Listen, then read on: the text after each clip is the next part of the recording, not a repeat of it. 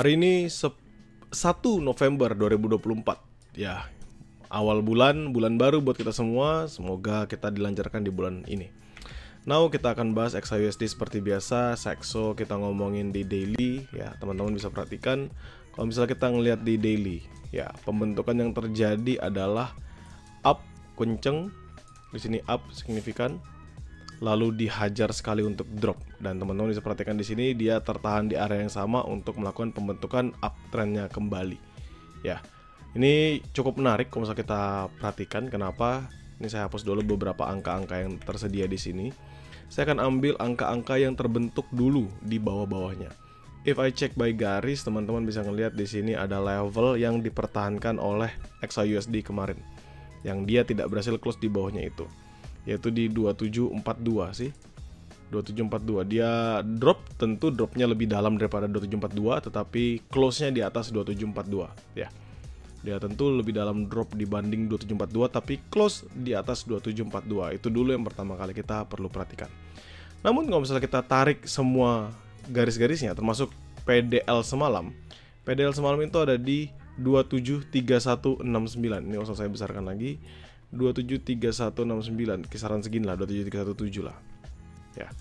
Ini adalah PDL yang terjadi, previous daily low yang terbentuk pada candlestick sebelumnya. Dengan dua candlestick teratas, kalau misalnya teman-teman sekalian perhatikan, ya. Ini misalnya kita ngomong dua candlestick teratas, maka kalian bisa ngeliat the highest level itu di 2790. Dengan closingannya di bawahnya dikit di sini ada di 2787. Itu masih akan menjadi area sell kita. 2790, 2787 ya. Next sebagai area sell-nya kita. Seandainya dia hajar lagi ke sana, karena itu adalah all time high dan juga adalah area tertinggi, supply zone tertinggi yang bisa kita perhatikan. Tapi di sini teman-teman lihat ya, ini strong bearish. It means ada gap yang pasti akan kita patok untuk area trade yang kita jalankan nanti. Jadi sekarang ini di daily, teman-teman bisa perhatikan pembentukannya masih tetap bullish, nggak ada break apapun, dan potensial hari ini pun juga kita menunggu data dari NFP ya, gitu.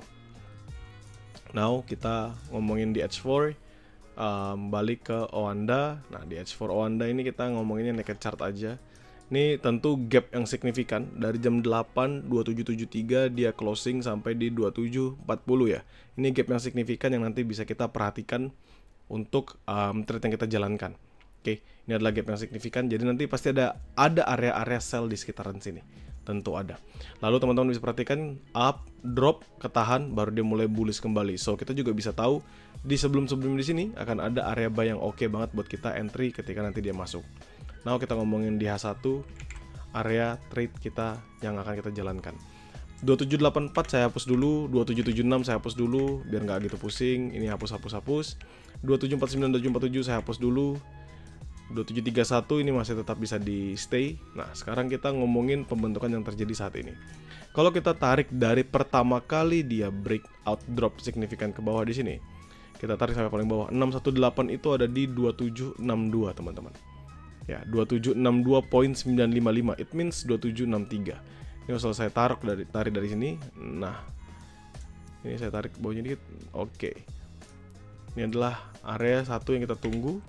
Jadi kalau saya ubah this level menuju dengan area penjelasannya, ini 2767 di atas ini, 2768 lah ya. Sampai ke 2768 sampai ke 276263 lah. Nah, 2763. Ini adalah fair value gap yang kebentuk. Sebenarnya banyak gapnya ya, tapi ini adalah gap pertama yang bisa kita perhatikan karena Fibonacci juga ada di ujung sana. Ya, kita bisa perhatikan Fibonacci ada di ujung sana juga. Nah, kalau misalnya kita perhatikan hanya dari pembentukan satu candlestick di sini aja. Ini kalau kita lihat, ini kan juga pembentukan gap ya. Kalau kita tarik di sini 618-nya itu ada di 2747. It means dia sudah di break. Saat ini udah harganya di atas dari 2747. Menarik buat diperhatikan. Kenapa? Karena akan ada potensial buy yang lebih baik. Tetapi 2768, 2763 ini adalah area. Saya ngomong area ya. Urusan nanti kita masuk sell-nya di berapa, mungkin kita start dari 63 sampai 65, baru nanti hajar lagi di 66 ke 68 untuk masuk area sell-nya.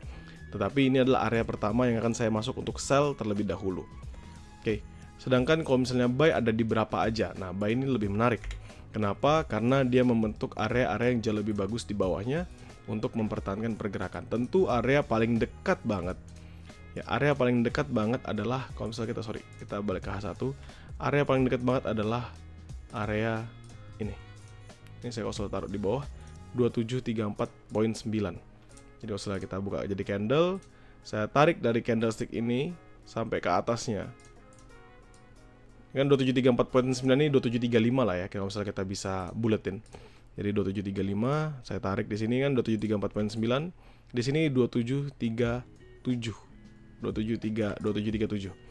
Jadi 2735, 2737 sebenarnya area untuk masuk buy. 2737, 2735 selama 2735 nya nggak di breakout, karena kan dia closingannya di atas dari 2735 itu sendiri. Walaupun sebenarnya 2734.9 ya, tapi saya buletin aja jadi 2735. Jadi dia harus close di atas 2735 nih kalau misalnya kita mau untuk entry buy. Ada zone-zone lain juga, tentu ada. Teman-teman bisa perhatikan di sini up, ketahan lagi base, up lagi signifikan, ketahan lagi, up lagi signifikan. Means sebenarnya di sini ada beberapa area yang bisa dimanfaatkan untuk buy. Tapi melihat pergerakan kemarin yang hajar drop ke bawah dengan signifikan, saya akan tetap masuk buy-nya hanya sebatas 2737, 2734, nanti 2737, 2735, sorry. Lalu nanti 2731, 2729. Karena ini adalah demand yang belum dihajar. Ya.